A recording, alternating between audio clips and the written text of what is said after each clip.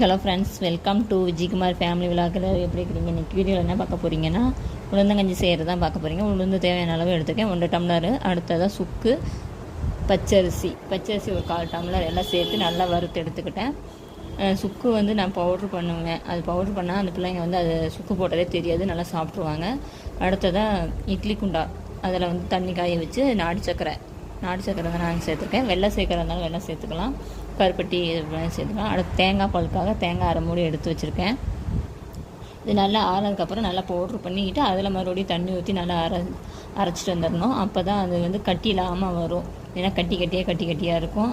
தண்ணி நல்லா காஞ்சிருச்சு. அடுத்ததான் அதை அரைச்சிட்டு அந்த உளுந்தை வந்து நல்லா சேர்த்து கிண்டிக்கிட்டு தேங்காய் பால் தேவையானப்பா தேங்காயெலாம் அரைச்சிட்டு வந்துட்டேன். உப்பு தேவையான அளவு போட்டு தேங்காய் பால்லாம் ஊற்றியாச்சு.